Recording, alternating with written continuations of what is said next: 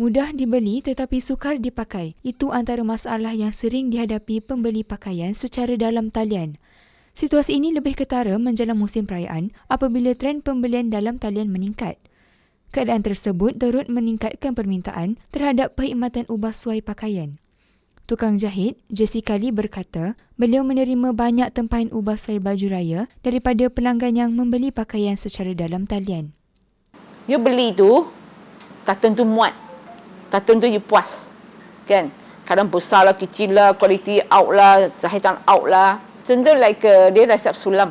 Kat border ada sulam. They say this is called sulam. Alright?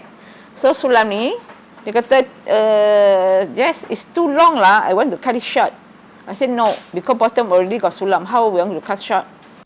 Namun, beliau turut berkata cabaran yang sering dihadapi ialah pelanggan yang datang pada saat akhir, malah ada yang menghantar pakaian hanya 2 hari sebelum hari raya.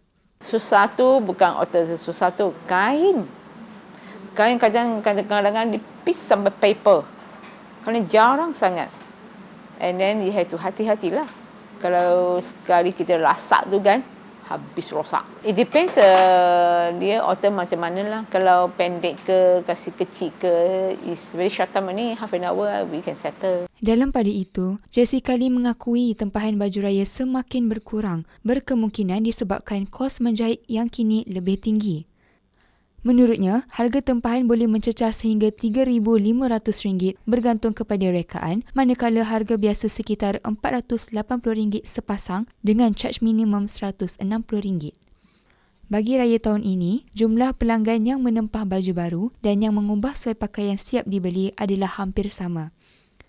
Bagaimanapun, beliau menegaskan tukang jahit tidak perlu bimbang dengan persaingan pembelian pakaian secara dalam talian.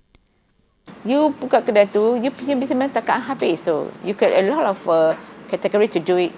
Okay, you boleh buat alteration, you boleh buat others, so there's a lot. Never end. Don't worry about this.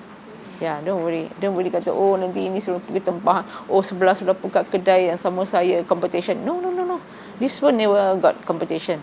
Okay, just do a good job. That's it. Walaupun trend membeli pakaian khususnya baju raya boleh mengubah mengikut zaman, tetapi sentuhan tukang jahit ini menjadi pelengkap kepada pemakai dalam menyambut Raya-Raya Aidilfitri. Saya Izzah Hanani, juru kamera Fahan Fauzi melaporkan untuk Media Selangor.